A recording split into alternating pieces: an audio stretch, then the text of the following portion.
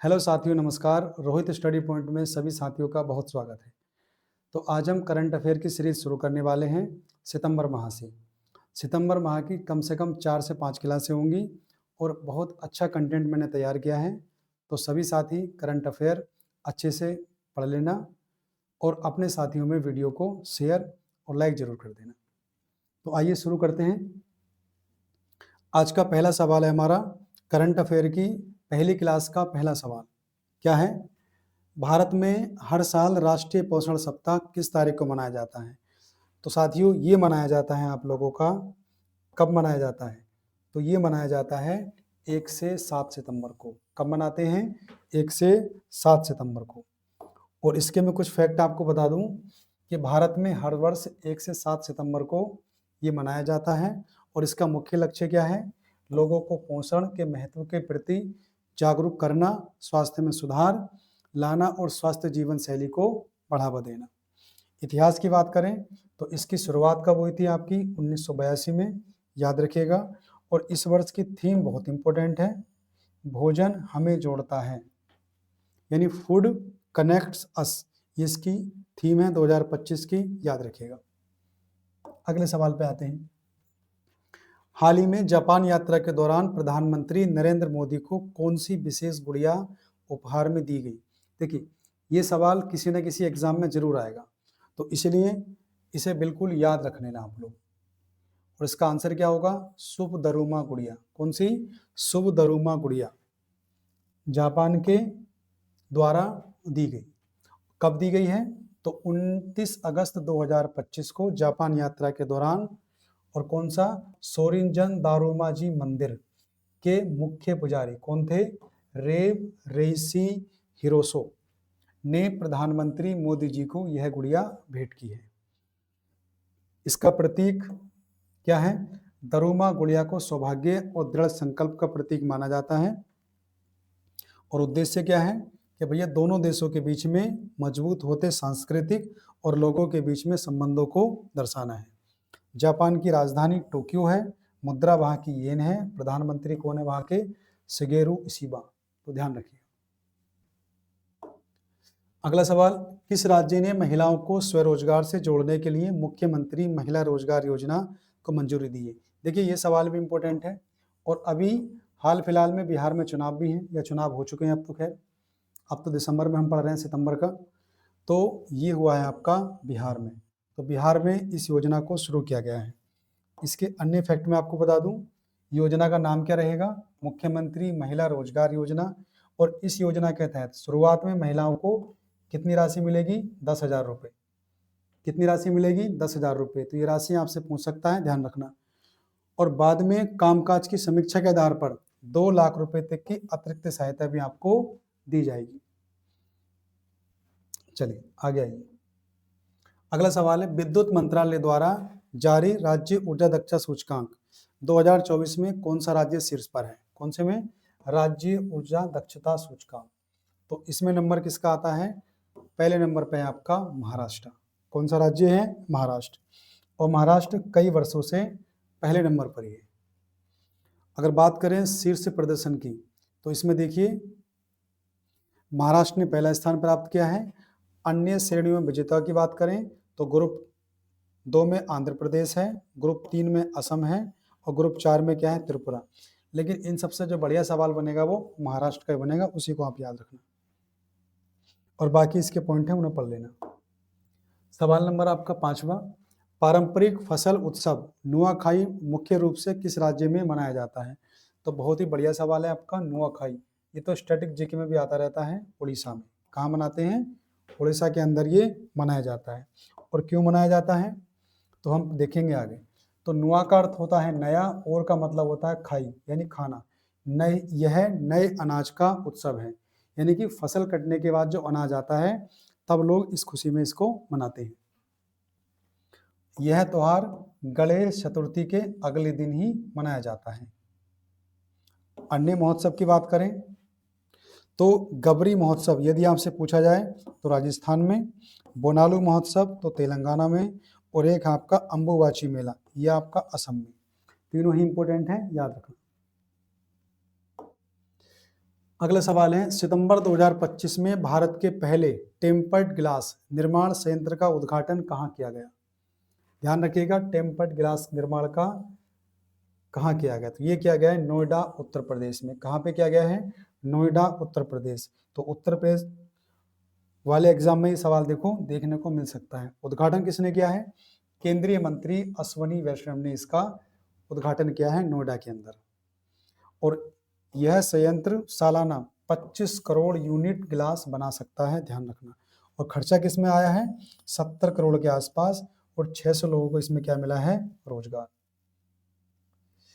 राष्ट्रीय खेल दिवस पर अपना पहला मोंडो ट्रैक लॉन्च करने वाला भारत दुनिया का कौन सा देश बन गया है? तो भारत बन गया है 25वां देश। तो ऐसा कौन सा देश बन गया? भारत आपका 25वां देश बन गया है। तो भारत ने विश्व स्तरीय मोंटो ट्रेंड का अनावरण किया है, जो एथलीटों के प्रदर्शन को बेहतर बनाने में मदद करेगा। जो एथलीट हमारे प्लेयर होते हैं उनको बहुत सारी मतलब इसमें क्या मिलेंगी? सहूलियत मिलेगी। इसके साथ ही भारत 25वां देश विश्व में बन चुका है, ध्यान रखना। और भविष्य की योजनाएं बताऊं मैं आपको, तो भारत ने 2030 राष्ट्रमंडल खेल और 2036 ओलंपिक की मेजबानी के लिए भी आधिकारिक रूप से दावेदारी पेश की है। यानी कि 2030 के राष्ट्रमंडल खेल और 2036 के ओलंपिक खेल की मेजबानी के लिए अपना दावा किया है।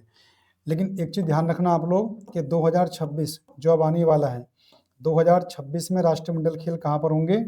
तो ये होंगे स्कॉटलैंड में। कहाँ पर होंगे? स्कॉटलैंड में। ठीक है साथियों, ध्यान रखना। और वैसे ही 2026 के जो ओलंपिक खेल होंगे वो कहाँ पर होंगे? आपके इटली में। तो ध्यान रखना आप लोग। तो राष्ट्रमंडल खेल अगले साल कहाँ होने वाले हैं? स्कॉटलैंड में, ग्लासगो में। और ओलंपिक खेल कहाँ होने वाले हैं? आपके इटली में। चलिए अगले सवाल पे। वैज्ञानिकों ने हाल ही में भारत का पहला फाइटोसार जीवाश्म कहाँ खोजा है? कौन सा? भारत का पहला फाइटोसार जीवाश्म तो ये खोजा गया आपका जैसलमेर में। कहाँ खोजा गया है साथियों? जैसलमेर में खोजा गया है। और राजस्थान के जैसलमेर में लगभग 20 करोड़ साल पुराना जुरासिक काल का फाइटोसार का जीवाश्म मिला है। और यह मगरमच्छ जैसी दिखने वाली एक प्राचीन प्रजाति थी जो डायनासोर के साथ धरती पर मौजूद थी। यानी इसका उठना बैठना किससे था? डायनासोर से। और इंग्लैंड के बाद भारत एकमात्र ऐसा देश है जहां जुरासिक काल का इतना संरक्षित फाइटोसार जीवाश्म मिला है। तो जैसलमेर याद रखना। सुप्रीम कोर्ट के आदेश के बाद आवारा कुत्तों के प्रबंध के लिए विस्तृत दिशा निर्देश जारी करने वाला पहला राज्य कौन सा बना है? तो पहला राज्य बना है बच्चों आपका राजस्थान। कौन बना है? राजस्थान। तो कुत्तों की देखभाल करना, तो राजस्थान सरकार ने सुप्रीम कोर्ट के निर्देशों का पालन करते हुए आवारा पशु जन्म नियंत्रण नियम 2023 को सख्ती से लागू किया है। हर वार्ड में कुत्तों के लिए फीडिंग फाइट यानी खाने की जगह तय की जाएगी। शहरों में नसबंदी और रेबीज टीकाकरण किया जाएगा और रेबीज के मामलों की निगरानी की जाएगी और भोजन पानी की व्यवस्था सुनिश्चित की जाएगी। तो ध्यान रखना आप लोग, ये हुआ है राजस्थान में। किस भारतीय फुटबॉल क्लब ने हाल ही में प्रतिष्ठित यूरोपियन ट्रेबल खिताब जीतकर इतिहास रचा है? तो वो इतिहास रच दिया है मिनर्वा अकादमी एफसी ने। किसने? मिनर्वा अकादमी एफसी ने। और मैं आपको बता दूं कि ऐतिहासिक जीत मिनर्वा अकादमी की अंडर 14-15 टीम ने एक ही सीजन में यूरोप के 3 बड़े टूर्नामेंट जीत लिए। कौन कौन से? तो वो टूर्नामेंट है आपके गोथिया कप, दाना कप और एक आपका नॉर्वे कप। इन तीनों में से कोई भी तुम्हारे एग्जाम में आ सकता है, ध्यान रखना। गोथिया कप, दाना कप या फिर आपका नॉर्वे कप। और इस उपलब्धि के लिए खेल मंत्री कौन है हमारे?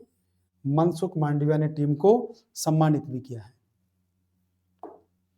अगले सवाल पे आते हैं।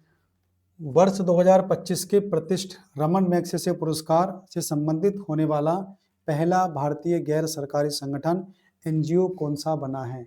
बहुत ही बढ़िया सवाल है और एग्जाम में आने वाला सवाल एकदम।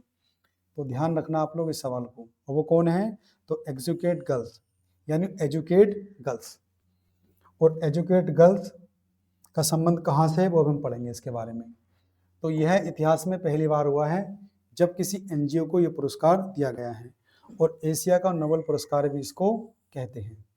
संगठन के बारे में बताऊं मैं आपको, तो एजुकेट गर्ल्स की स्थापना 2007 में सफीना हुसैन द्वारा, किसके द्वारा? सफीना हुसैन के द्वारा राजस्थान में की गई थी। तो तीनों में से कोई भी सवाल तुमसे पूछ लेगा कि स्थापना कब हुई? 2007 में। किसने की? सफीना हुसैन ने। और कहां पर की? तो राजस्थान में। और यह संस्था मुख्य रूप से स्कूल ना जाने वाली लड़कियों को शिक्षा की मुख्य धारा से जोड़ने का कार्य करती है। 67वां रमन मैग्सेसे पुरस्कार समारोह नवंबर 2025 में मनीला, फिलीपींस में आयोजित किया जाएगा। तो अब तो दिसंबर चल रहा है, तो अब तो हो भी गया होगा, सबको पुरस्कार मिल भी गए होंगे। और अन्य विजेताओं की बात करें तो उनमें देखिए मालदीव की शाहीना अली, याद रखिएगा आप लोग, मालदीव की शाहीना अली, और फिलीपींस के क्या नाम है उनका? एंटोनियो, ठीक है, फ्लेवियानो एंटोनियो भी शामिल है। तो बहुत ही बढ़िया सवाल है, ध्यान से देखना। हाल ही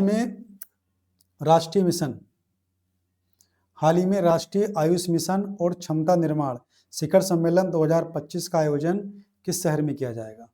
तो ये किया जाएगा भैया नई दिल्ली में। कहाँ पे किया जाएगा? नई दिल्ली में। तो नई दिल्ली में इसका आयोजन होगा, ध्यान रखना। कब से?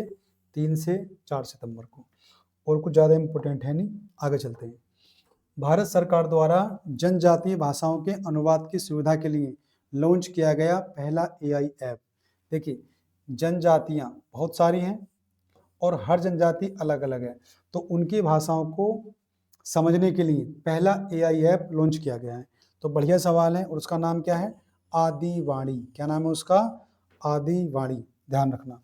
और मैं आपको बता दूं कि भारत सरकार का पहला AI जनजातीय अनुवाद क्या है? आदिवाणी है, जिसे जनजातीय गौरव वर्ष के तहत पेश किया गया। अब जनजातीय गौरव वर्ष कब मनाते हैं हम लोग? ये मनाते हैं 15 जनवरी है शायद,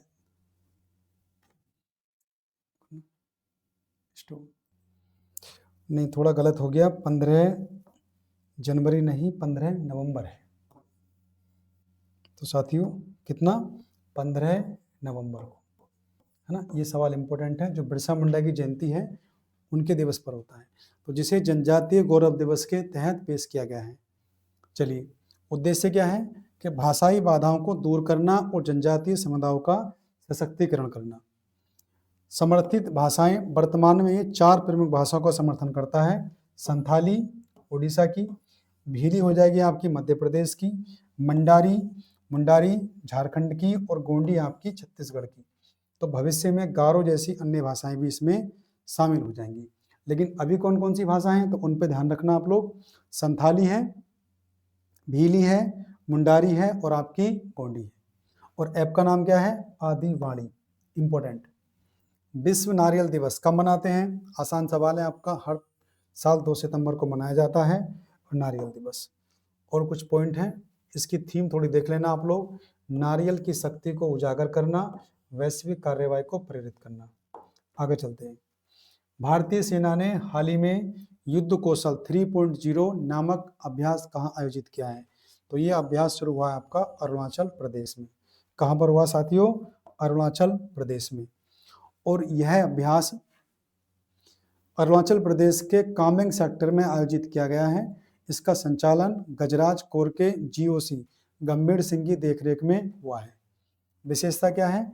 इस अभ्यास का मुख्य फोकस सैन्य संचालन में स्वदेशी नवाचारों का एकीकरण और अनुकूलन क्षमता को बढ़ाना है।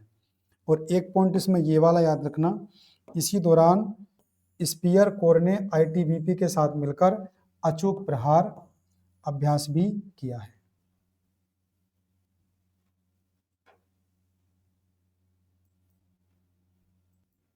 चलिए, अगला सवाल आता है हमारा, भगवान शिव और गौरी को समर्पित महागौरा पर्व हाल ही में कहाँ संपन्न हुआ? तो महागौरा पर्व ये मनाया जाता है काठमांडू, नेपाल में। कहाँ मनाया जाता है साथियों? काठमांडू, नेपाल में। तो ध्यान रखिएगा। और आयोजन स्थल इसका नेपाल की काठमांडू घाटी के टुंडी खेल में मनाया जाता है।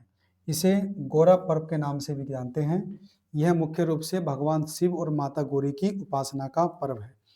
नेपाल के अलावा यह उत्सव भारत के उत्तराखंड राज्य में, ध्यान रखना ये सवाल तुमसे पूछ लेगा कि नेपाल के अलावा यह त्यौहार कहाँ मनाया जाता है, तो उत्तराखंड में, विशेषकर कुमायूं क्षेत्र में बहुत धूमधाम से मनाया जाता है। और इसमें देवड़ा नृत्य, इंपॉर्टेंट सवाल, कौन सा नृत्य आपका, देवड़ा नृत्य प्रमुख आकर्षण होता है। नेपाल की राजधानी काठमांडू है, मुद्रा वहाँ की रुपया है, प्रधानमंत्री सुशीला कार्की हैं, राष्ट्रपति वहाँ के कौन है, रामचंद्र पडोल है, ध्यान रखिएगा। अगले सवाल पे आते हैं।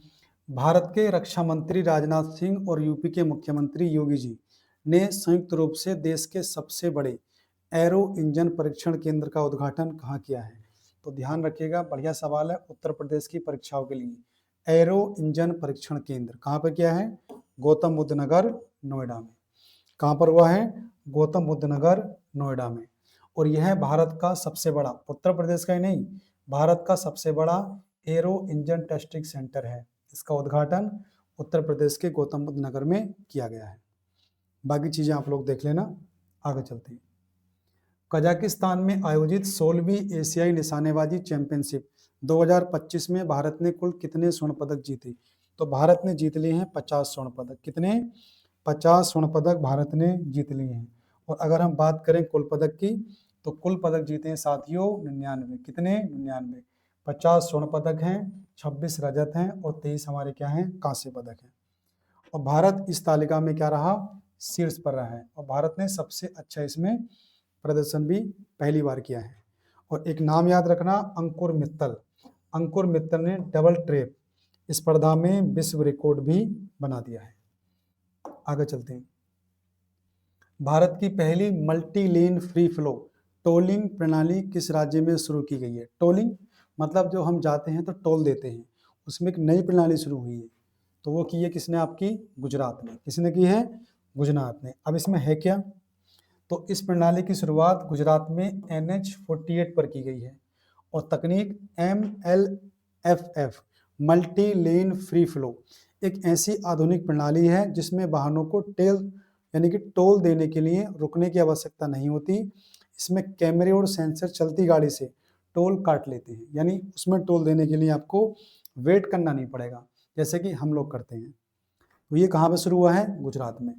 और एजेंसी इसे NHAI की शाखा IHMCL, इसकी फुल फॉर्म याद रखना, आप लोग पूछ लेगा आप लोगों से, Indian highways management company limited द्वारा लागू किया गया है। अगला सवाल, महिला क्रिकेट को वैश्विक स्तर पर बढ़ावा देने के लिए ICC ने हाल ही में किस टेक कंपनी के साथ साझेदारी की है, तो वो की है आपकी गूगल के साथ। किसके साथ की है, गूगल के साथ। और इसका लक्ष्य क्या है, 2025 महिला क्रिकेट विश्व कप जो भारत की महिला टीम पहले जीत चुकी है साउथ अफ्रीका को हराकर। तो 2025 का सब जानते हैं विजेता कौन है, तो हमारी वुमेन्स टीम यानी कि भारत। और उपविजेता कौन है, तो वो है साउथ अफ्रीका को हराकर, ध्यान रखना। और भारत श्रीलंका 2026 में T20 होने वाला, ध्यान रखना। तो 2026 का जो T20 होगा महिलाओं वाला, वो इंडिया और कहाँ पर होगा, श्रीलंका में होगा, ध्यान रखना। अगले सवाल पे आते हैं। भारत में प्रतिवर्ष राष्ट्रीय शिक्षक दिवस, तो बच्चा इस सवाल को जानता है, कब मनाते हैं, 5 सितंबर को। अगर राष्ट्रीय वाला पूछेगा तो 5 सितंबर, अगर विश्व वाला पूछेगा तो आपका 5 अक्टूबर को मनाते हैं। चलिए क्यों मनाते हैं भाई, तो यह दिवस भारत के पहले उपराष्ट्रपति, कार्यकाल क्या था उस समय उनका, 1952 से 1962, और दूसरे राष्ट्रपति भी थे 62 से लेकर आपका 67, यानी 52 से 62 तक रहे ये उपराष्ट्रपति और 62 से रहे 67 तक राष्ट्रपति, सर्वपल्ली राधाकृष्णन के जयंती पर। जन्म इनका कब हुआ, 5 सितंबर 1888 को मद्रास में। एक महान विद्वान और कुशल शिक्षक थे। उन्हें 1954 में क्या किया था, भारत रत्न, और 1975 में क्या दिया था, टेम्पल्टन प्राइज से सम्मानित किया गया था। और मैं आपको बता दूं, भारत रत्न प्राप्त करने वाले पहले व्यक्ति भी कौन थे, सर्वपल्ली राधाकृष्णन। और बात करें विश्व शिक्षक दिवस की, तो ये मनाते हैं 5 अक्टूबर को, ध्यान रखना। अगला सवाल है, पेरिस समझौते के तहत भारत ने हाल ही में किस देश के साथ संयुक्त ऋण तंत्र समझौते पर हस्ताक्षर किए हैं? किसके? संयुक्त ऋण तंत्र तो किए हैं भैया जापान के साथ। किस साथ किए हैं? जापान के साथ। और इसमें है क्या? यह समझौता भारत और जापान के बीच पेरिस समझौते के अनुच्छेद 6.2 के तहत किया गया है। और इसका मुख्य उद्देश्य क्या है? द्विपक्षीय कार्बन क्रेडिट व्यापार और तकनीकी हस्तांतरण को सक्षम बनाना। राजधानी हम पहले पढ़ चुके हैं, टोक्यो। मुद्रा यहाँ की येन है। प्रधानमंत्री हमारे शिगेरो इशिबा है। आगे चलते हैं। शिक्षा मंत्रालय द्वारा जारी 10वीं NIRF रैंकिंग में किस संस्थान ने शीर्ष स्थान प्राप्त किया है? तो वो प्राप्त किया है IIT मद्रास ने। किसने किया है? IIT मद्रास ने। और बाकी चीजें देख लेना आप लोग। अन्य श्रेणियों की बात करेंगे। विश्वविद्यालयों में बेंगलुरु ने किया है, और मैनेजमेंट में किया है IIM अहमदाबाद ने, वास्तुकला में किया है IIT रुड़की ने। भारत और EFTA देशों के बीच हुआ व्यापार समझौता कब से लागू होगा? तो ये कब से लागू होगा साथियों? तो ये लागू होगा आपका 1 अक्टूबर 2025 से। कब से लागू होगा? 1 अक्टूबर 2025 से। और इस समझौते पर जो हस्ताक्षर हुए थे वो कब हुए थे? 10 मार्च 2024 को। और इसके तहत अगले 15 वर्षों में 100 अरब अमेरिकी डॉलर का निवेश का लक्ष्य है। ध्यान रखिएगा। आक्रामक पौधे सेन्ना स्पेक्टेसिल्स के उन्मूलन में किस राज्य ने सितंबर 2025 में पहला स्थान प्राप्त किया है? तो वो स्थान प्राप्त किया है केरल राज्य ने। किसने किया है? केरल ने। अब ये क्या है? तो केरल के आक्रामक पौधे सेन्ना स्पेक्टेबल्स को हटाने में पहला स्थान हासिल किया है केरल ने। और यह पौधा मूल रूप से दक्षिणी अमेरिका का है और इसे सजावटी फूलों के लिए लाया गया था। किसके लिए लाया गया था? सजावटी फूलों के लिए। इससे नुकसान देखो क्या था? यह घने जंगल और मिट्टी को नुकसान पहुंचाता था, देसी पौधों का दम घोंटता था और वन्य जीवों के भोजन को सीमित करता था। और अब पश्चिमी घाट में आक्रामक हो गया है और इसका फैलाव आंध्र प्रदेश, गोवा, महाराष्ट्र में भी देखा गया है। तो खतरनाक पौधा था भाई। तो केरल ने इसको क्या कर दिया है? खत्म कर दिया है। राष्ट्रीय शिक्षक पुरस्कार 2025 से सम्मानित होने वाले उत्तर प्रदेश के शिक्षक कौन है? देखिए बहुत बढ़िया सवाल है। उत्तर प्रदेश की परीक्षाओं के लिए ध्यान रखना। तो मधुरिमा तिवारी और एक है रामलाल सिंह यादव, यानी कि ये दोनों। और मैं आपको बता दूं कि यह सम्मान कब दिया गया? 5 सितंबर 2025 को, यानी कि शिक्षक दिवस के अवसर पर ये दिया गया है। और इस वर्ष के देश भर से कुल 45 शिक्षकों को यह पुरस्कार दिया गया है, जिसमें से 24 पुरुष हैं और 21 क्या हैं? महिला अध्यापक हैं। अगला सवाल है, समावेशन पर 18वीं विश्व कांग्रेस का आयोजन 15 से 17 सितंबर 2025 के बीच में कहाँ हुआ? तो ये होगा आपका संयुक्त अरब अमीरात, यानी कि UAE में ये संपन्न हो चुका है। ध्यान रखना आप लोग। कहाँ पर हो चुका है? UAE के अंदर। तो सवाल पूछ लेगा कि समावेशन पर 18वीं विश्व कांग्रेस का आयोजन तो शारजाह UAE में हुआ है 15 से 17 सितंबर को। महत्वपूर्ण खनिजों के पुनर्चक्रण के लिए केंद्र सरकार ने कितनी राशि की योजना को मंजूरी दी है?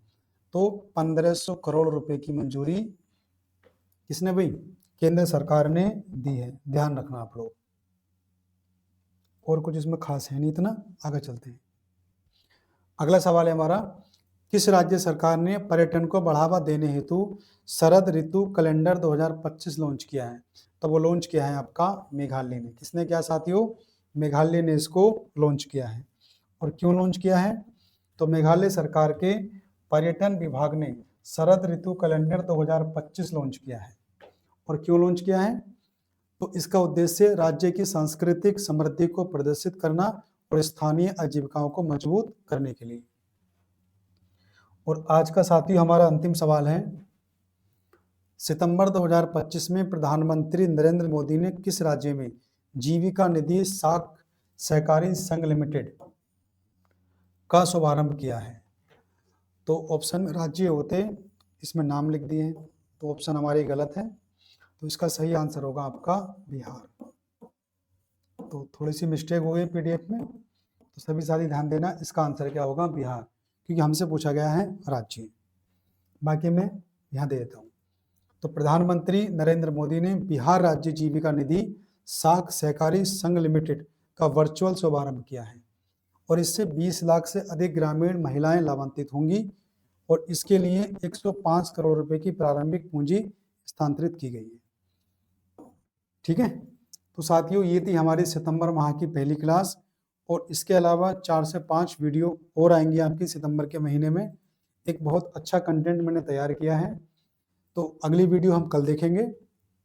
वीडियो पसंद आई हो तो सभी साथी लाइक करना, वीडियो को शेयर करना। धन्यवाद।